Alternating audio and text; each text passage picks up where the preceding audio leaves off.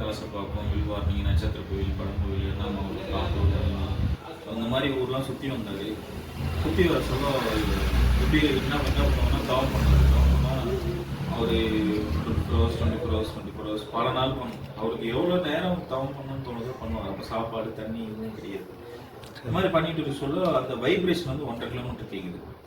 அதை பார்த்துட்டு என்ன பண்ணுறாங்க, திரும்ப எல்லாருமே வந்து கல்லை தரிக்கிறது, துன்புறுத்துறது, இந்த மாதிரி சாப்பிட மாட்டேங்கிறான், பசிச்சா ஆற்று நாளே சாப்பிட்றான், கூட கட்சி சாப்பிட்றான். ஸோ இந்த மாதிரி டிஃப்ரெண்ட்டாக பண்ணுறாரு. சுடுகும் வெயிலெலாம் ஆற்றுல நடந்தே போவார். மே மாதம்லாம் செப்பல் இல்லாமல் போக முடியாது. இப்போ நான் வர பரவாயில்ல, அப்போன்னு போய் பொழி பண்ணு இப்பெல்லாம் வாரிட்டாங்க.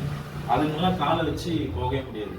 அப்போ பார்த்தீங்கன்னா அப்பயும் நடந்து போய் அப்படியே அப்படியே சாதாரணமாக நடந்து வருவார். இதெல்லாம் பார்த்துட்டு சப்பாத்தி கிழங்குல தவம் பண்ணுறது, இந்த மாதிரிலாம் பார்த்துட்டு பைத்தியக்காரன் வச்சுக்கன்னு அடிச்சுன்னு இங்கே வராங்க. இங்கேருந்தும் எல்லா ஊர்லேயும் துரத்தி அனுப்புகிறாங்க. எல்லா ஊர்லேயும் அனுப்பிச்சோடனே திருநாளைக்கு போகிற வழி மலவாடி கட்டில் வெட்டி போட்டுறாங்க சாமியார். அவங்களுக்கு முன்னே எங்கள் உயிரோடு இருக்கிறாரு. அப்புறம் கீழ் திருப்பதியில் எதுவுமே விட்டுட்டு ரிட்டர்ன் வராங்க. விட்டுட்டு ரிட்டர்ன் வரதுங்காட்டி பார்த்தா இங்கே சாமி நடமாடிட்டு இருக்காரு. இவர் எப்படி சாமியார்னு கண்டுபிடிக்கிறாரு, ஆற்றுல உட்காந்து தவம் பண்ணுறாரு. இருக்கறையும் வெள்ளம் வருது, தண்ணி ஃபுல்லாக ஒரு அடிக்கு 360 degree தண்ணி ஃபுல்லாக வெளியே போகுது.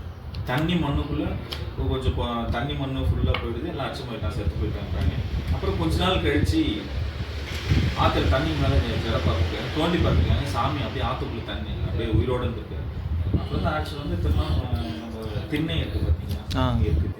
திண்ணையில் 19 வருட காலங்களும் ஒரே இடமா உட்காந்து தவம் பண்ணாங்க. அந்த தவம் பண்ண சொல்லிதான் வந்து இரும்பை தங்கமாக மாற்றி கொடுத்துருக்காரு.